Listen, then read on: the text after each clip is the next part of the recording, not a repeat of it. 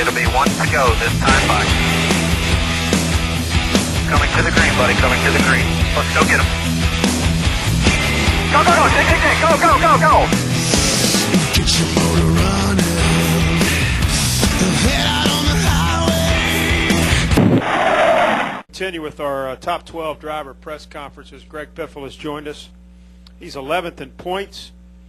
He drives this weekend the number 16 Dish Network Ford. And Greg, you had a good showing at the All-Star race, about pulled that one out. That's got to give you some confidence coming into Lowe's for the 600 Sunday. Well, it really does. We were just extremely happy with our car right when we unloaded it. Like I said last week after the All-Star race, our test didn't go as good as we wanted it to. We were about a 15th place car, maybe 20th place car in the test.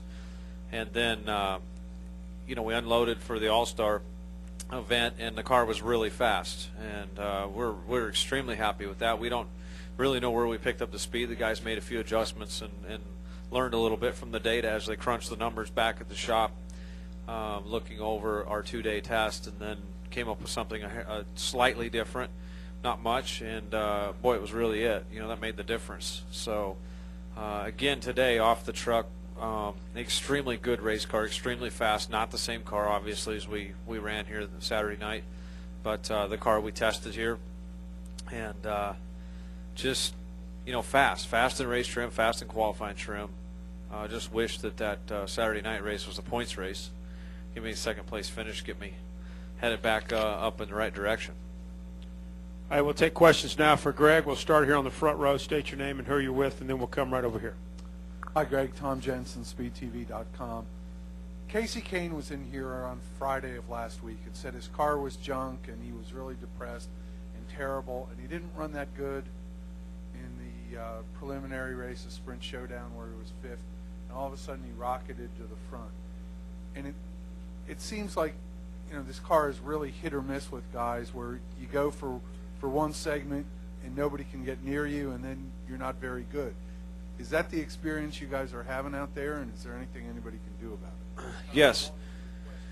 Yeah, it is, but it's a good question. These cars are very, very temperamental. Very temperamental. I mean, you can, never before have we been putting, 1/32 shims in and out and adjusting on the car just ever so slightly. It's so easy to get off just a tiny, tiny bit. It is so easy. And a perfect example of that is Sunday night at California Speedway. We were dominating the race, just driving away.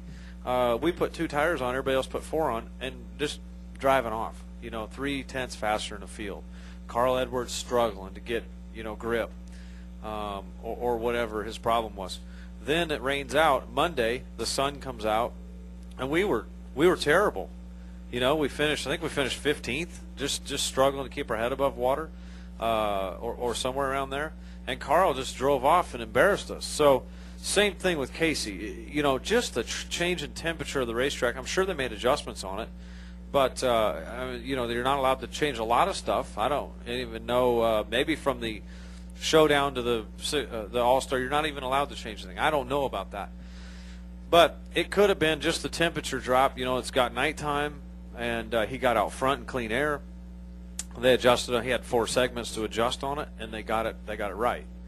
And we just made a mistake when we on that between the third and fourth segment.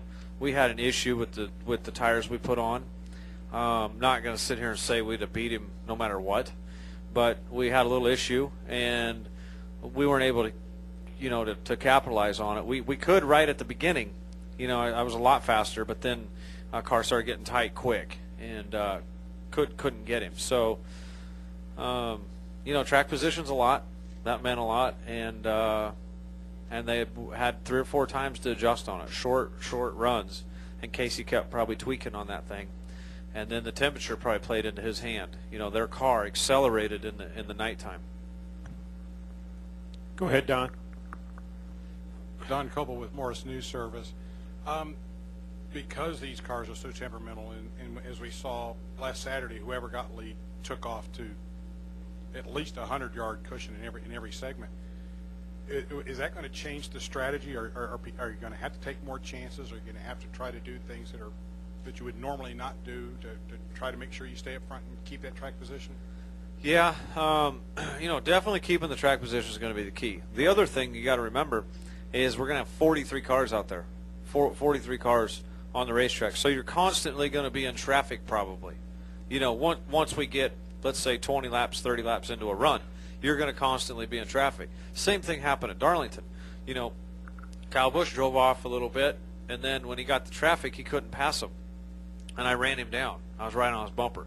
Then I was leading, and I'd catch lap traffic, and I couldn't get around them. They'd run me down right away. So I see that same situation is going to happen Saturday night, although this racetrack is much, much bigger, or Sunday night. This racetrack is much, much bigger. So, but what will enhance the racing is more cars on the racetrack, to where everybody's in traffic. Right now, you put one car out in clean air, yeah, he has an advantage. But you put 43 cars on that racetrack, and you get more than a 30-lap run, you're going to be in traffic the whole night. And that's going to kind of be the equaling factor for all cars to try and see some racing.